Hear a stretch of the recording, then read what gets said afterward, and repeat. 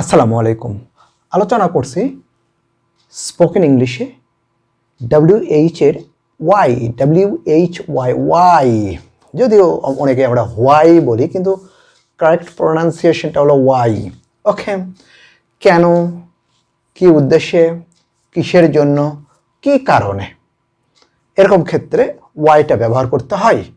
তো আজকে আমি এখানে দেখাবো হলো কেন বা কি কারণে। ওকে, এই উদ্দেশ্যে আজকের এই আলোচনা। যেমন, কেন তুমি দুঃখিত হলে বা ছিলে, কেন তুমি দুঃখিত মানে এখনো, কেন তুমি দুঃখিত ছিলে, কেন তুমি অসুখী, কেন তুমি অসুখী ছিলে, একবারে দুটো টেন্সই আমি দেখানোর চেষ্টা করছি। Okay, why are you sad, why are you sad, why are you unhappy, why are you unhappy, why are you upset, why are you upset, কেন তুমি মর্মাহত এখন, মানে হওয়াটা হলো উজ্জ্বল, আর কেন তুমি মর্মাহত ছিলে, ছিলেটা অবশ্যই উল্লেখ করতে হবে যদি বাংলায় আমরা লিখি অথবা বলি।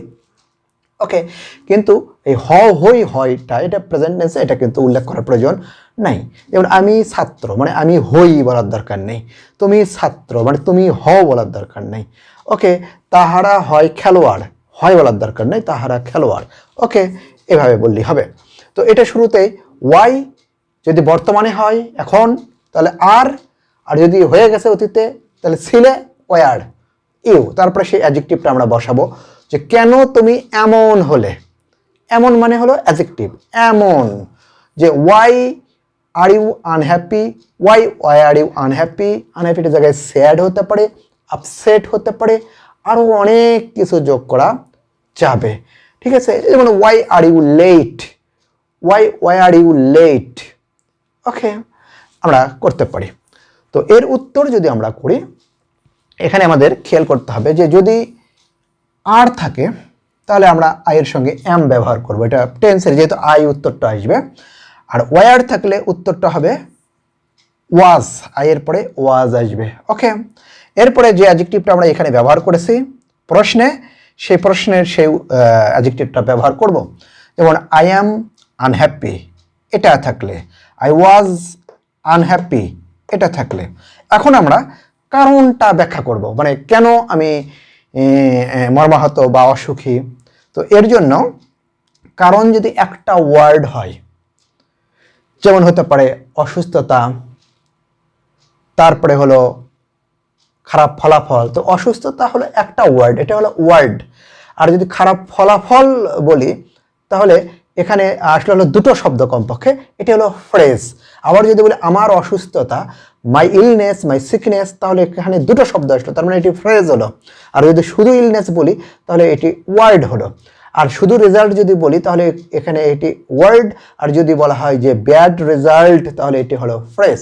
তো এইরকম একটা ওয়ার্ড বা ফ্রেজটা হলো একাধিক ওয়ার্ড, যেখানে আর কোনো সাবজেক্ট নাই, কোনো টেন্সেরও ভার্ব নাই, সেটি হলো ফ্রেজ। এই ওয়ার্ড বা ফ্রেজ যদি হয় তাহলে আমরা সেই কারণের আগে ফর লিখে দেব। আমরা এগুলো ব্যবহার করতে পারি, because of, due to, owing to, এগুলো প্রযোজ্য ক্ষেত্রে ব্যবহার করা যায়। তো আমরা কনভারসেশনাল ইংরেজিতে হয় বিকজ অফ অথবা ফরটাকে বেশি মনে রাখবো, যে I am unhappy for my bad result, phrase for my bad result, because অফও দিতে পারি, কিন্তু না, শুরু তো আমরা ফর দিয়ে করবো। I am unhappy, I am upset for my bad result. এটা যদি পাস্ট হতো তাহলে I was unhappy, I was upset for my bad result. ঠিক আছে, যেমন ওয়াই আর ইউ লেট, কেন দেরি হলো তোমার, তাহলে for traffic jam, for traffic jam phrase কিন্তু, তাহলে ফর দিয়ে করলাম। ওকে, এরপরে যদি কারণটা ঠিক একটা বাক্য হয়, একটা বাক্য আলাদা করে যদি চিন্তা করি, একটা বাক্য হচ্ছে যেখানে আমার সাবজেক্ট ফাইনাইট ভার্ব লাগবে, তো এটা এর সঙ্গে জুড়ে দেওয়ার সময় সেটি হবে বাক্যাংশ, পুরোটা মিলে বাক্য, এটা হবে তখন বাক্যাংশ, যাকে আমরা ক্লোজ বলি।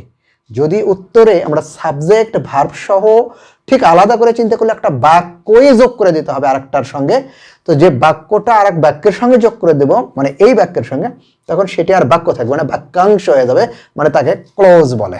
ওকে, সাবজেক্ট এবং ফাইনাইট ভার্ব। তো এখন বিষয়টা হলো যে তখন তার আগে আমরা কি করব, তার আগে অবশ্যই বিকজ লিখব। এখানে বিকজ অফ জাস্ট ওই একটা ওয়ার্ড বা ফ্রেজের জন্য, আর বিকজটা হলো ঠিক একটা পুরো বাক্যাংশের জন্য, সাবজেক্ট ফাইনাইট ভার্ব এবং অন্যান্য কিছু। অথবা আমরা অ্যাজ লিখতে পারি, যেহেতু সেহেতু। আমরা সিন্স করতে পারি। তো চিরপরিচিতটাই আমরা ব্যবহার করব, বিকজ। এখানে যেমন আমরা ফরের কথা বললাম, এটাও করা যাবে। এখানে আমরা বিকজ করব। বিকজ করার পরে এখন কারণটা ব্যাখ্যা করতে গিয়ে যদি সাবজেক্ট আমি আসি, হতে পারে অন্য কেউ আসতে পারে। তো যদি এখন আমি আসি তাহলে আই, এবং এটা যদি এম থাকে প্রশ্নে তাহলে সেই মানে আর যদি থাকে তাহলে এম লিখব, আর যদি ওয়ার থাকে তাহলে ওয়াজ লিখব। ওকে, এই এখানে তো লিখলাম উত্তরে। লেখার পরে এই যে আমরা আনহ্যাপি লিখে বিকজ লিখবো। বিকজ লেখার পরে জাস্ট আমি যদি উত্তরে আসি তাহলে আই, এটা প্রেজেন্ট থাকলে তাহলে এটাকে প্রেজেন্টের মধ্যে সীমাবদ্ধ রাখার চেষ্টা করতে পারি, যে I have failed in the exam. I have failed in the exam. আর যদি এটা ওয়ার থাকতো, যেখানে আমাদের ওয়াজ করতে হতো, তখন কিন্তু এখানে প্রেজেন্ট না করে এখানে আমরা ফিউচার করতে পারি, ফেইলড, যে আই ওয়াজ আনহ্যাপি, আমি অসুখী, because I failed in the exam, কারণ আমি পরীক্ষায় ফেইল বা ব্যর্থ হয়েছি। তো বলে রাখি যে এটা যদি আমাদের অতীতের থাকে, যেমন ওয়ার থাকে, তো ওয়াজ লিখতে যখন হবে তখন এখানে অবশ্যই এটাকে পাস্ট করতে হবে। কিন্তু যদি এটা বর্তমান থাকে, মানে আর ইউ যদি থাকে, তাহলে এম যখন লিখব তখন এখানে আমাদের বর্তমানও রাখতে পারি, অতীতও রাখতে পারি। কারণ এর ব্যাখ্যাটা ভেতরে ঢুকলে সেটাও বলে দিই যে এটা যেহেতু প্রিন্সিপাল ক্লজ, এটি প্রিন্সিপাল ক্লজ, কারণ কনজাংশন যার আগে থাকে সেটি হলো সাবঅর্ডিনেট ক্লজ, বিকজটা। তো প্রিন্সিপাল ক্লজ প্রেজেন্ট টেন্স থাকলে সাবঅর্ডিনেট ক্লজ যে কোনো টেন্স হতে পারে। ওকে, তো আমার কারণটা গতকালকেও ঘটে যেতে পারে, ঠিক আছে, যে আজ আমাকে অসুখী কারণ গতকাল আমার একটা আত্মীয় মারা গেছে। I am unhappy because one of my relatives died last night, কারণ গত রাতে আমার এক আত্মীয় মারা গেছে।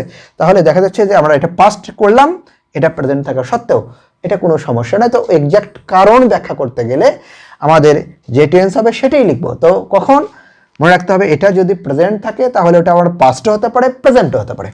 কিন্তু এটা যদি পাস্ট থাকে, মানে আমাদের এই প্রশ্ন যদি পাস্টে থাকে, তাহলে উত্তর চিরন্তন সত্য তো কখনো কারণ হিসেবে এখানে আসবে না। তো পাস্ট থাকলে অবশ্যই সেটাকে পাস্ট করতে হবে, কারণ সেখানে আর প্রেজেন্ট মিশ্রণ করা যাবে না। তো আশা করি আজকের এই আলোচনাটা আমাদের জন্য খুব ফ্রুটফুল এবং ইফেক্টিভ হবে। Thank you.